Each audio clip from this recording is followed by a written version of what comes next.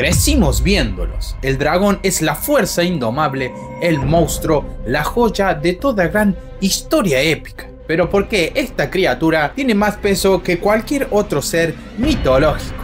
La respuesta no está en la fantasía, sino en la antigüedad. Hubo dragones mucho antes de Hollywood, antes de los libros, antes incluso de los castillos medievales. Hoy vamos a ir al origen, a los verdaderos titanes que inspiraron a toda la fantasía moderna y a descubrir el secreto de su inmenso poder.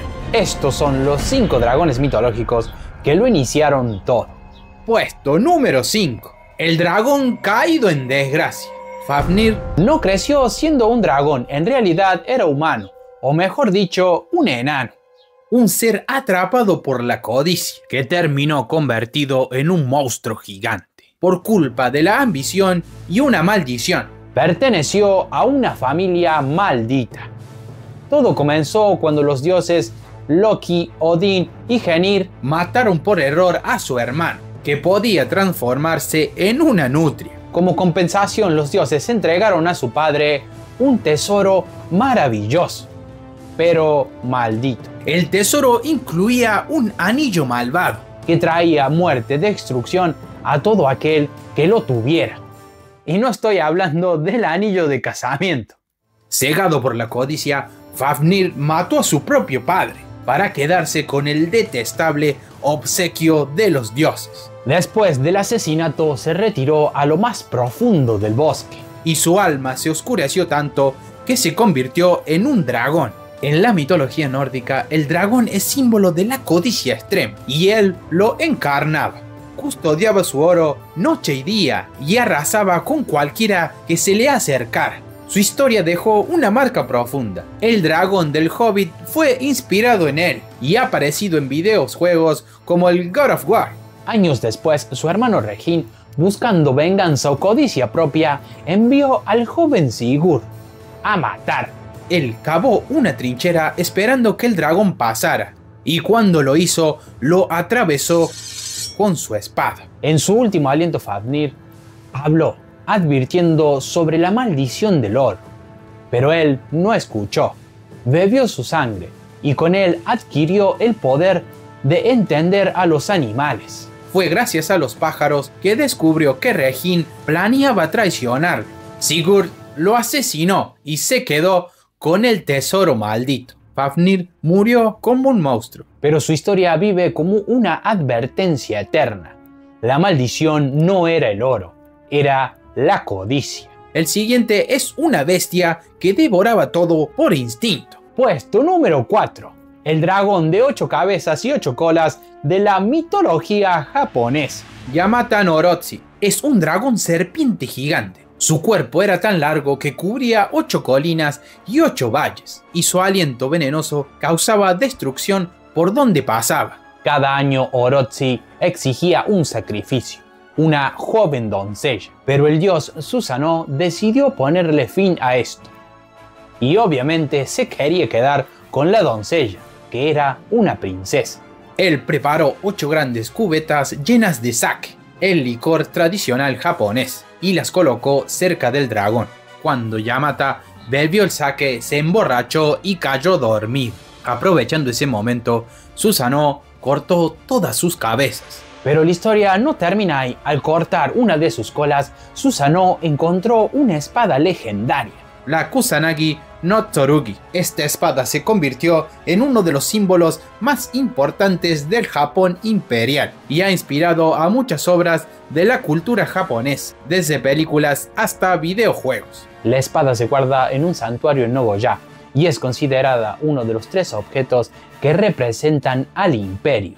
Nadie ha podido verla públicamente, y solo los sacerdotes tienen acceso a ella. Su existencia física sigue siendo un misterio. Pero no todos los dragones son oscuros o destructivos. Algunos trajeron sabiduría y vida. Puesto número 3. El dragón latinoamericano, Quetzalcóatl.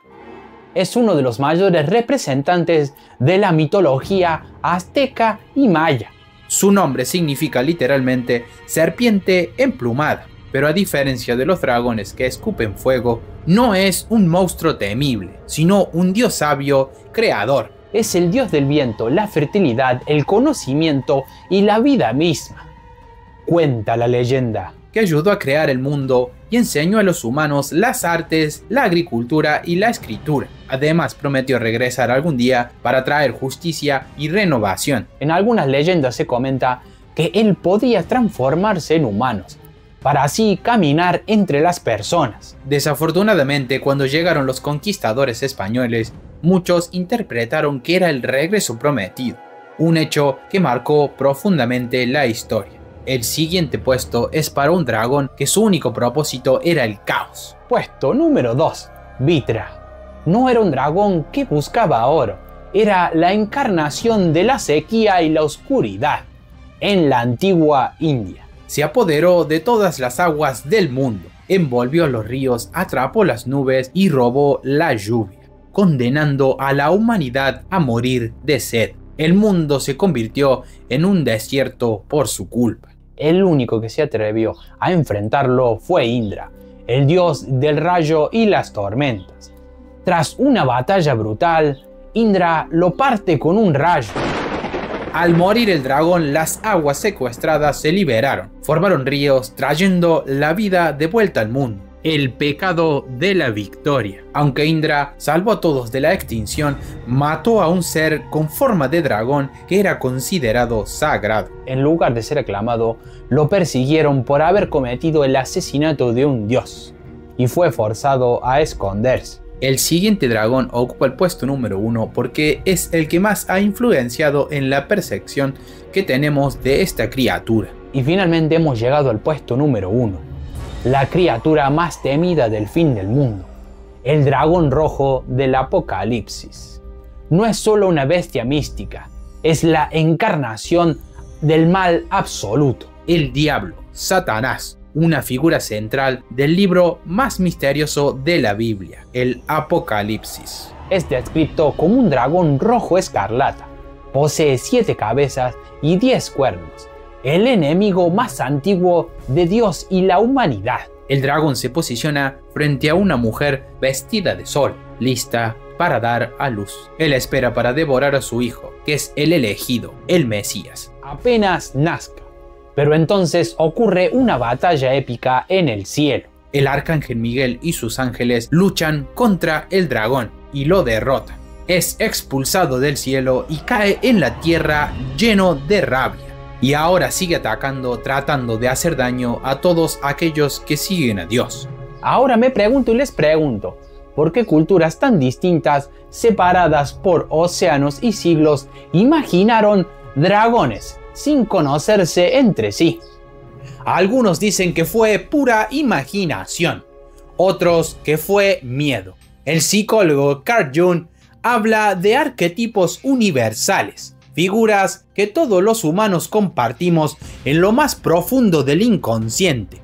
Un dragón combina varios miedos humanos: serpientes, fuego, oscuridad, lo desconocido, nuestros temores más primitivos. Pero aunque la ciencia no ha confirmado su existencia, tampoco puede probar que nunca existieron.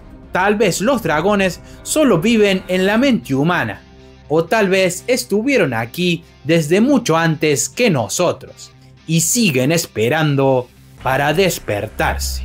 ¿Qué dragón crees que me faltó que debería ocupar un puesto en este top?